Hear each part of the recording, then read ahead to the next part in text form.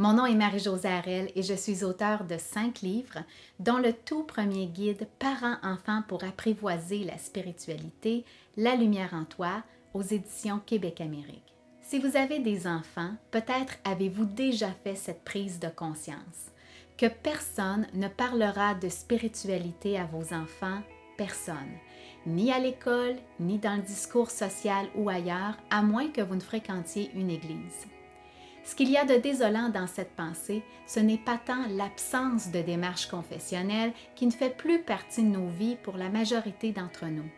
Non, ce qu'il y a de désolant, c'est que sans éveil à la spiritualité, c'est toute une dimension du développement de la personne qui est oubliée. Parce que notre côté spirituel, c'est cette partie de nous qui aspire à vivre mieux, à être heureux et à devenir plus. Sans spiritualité, comment être connecté à plus grand et utiliser cette connexion pour s'épanouir, s'accomplir? Sans spiritualité, comment donner un sens plus profond à cette existence que le matériel et le métro boulot dodo? Comment trouver la force nécessaire quand on traverse une grande épreuve? Lorsque j'ai moi-même fait cette prise de conscience, mon fils avait 6 ans et j'ai mis au point de petits rituels, des sortes de jeux faciles à faire pour aborder la spiritualité avec lui dans une ambiance non confessionnelle et pleine d'ouverture.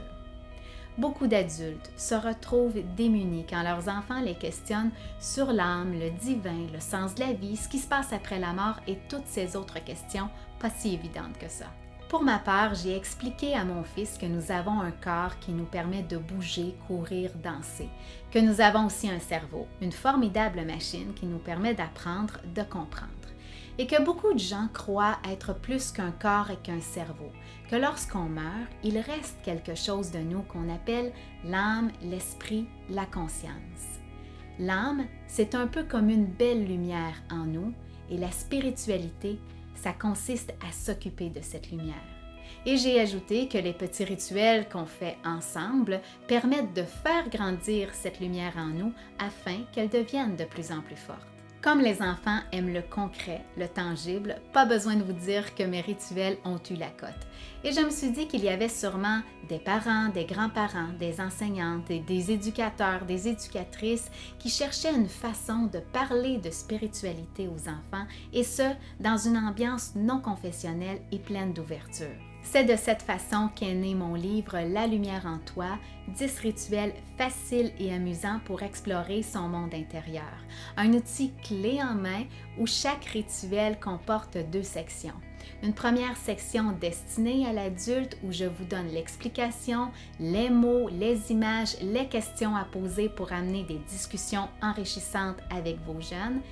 Et une deuxième section où le rituel est expliqué destiné aux enfants avec l'activité à faire. Et tout ça dans une mise en page très cool et très branchée. Vous aimeriez parler de spiritualité avec les jeunes? Alors aujourd'hui, je vous offre de télécharger gratuitement le rituel numéro 8 qui porte sur le silence et ses bienfaits. Je vous offre aussi en version audio la méditation guidée qui l'accompagne afin que vous puissiez vous en servir dès maintenant.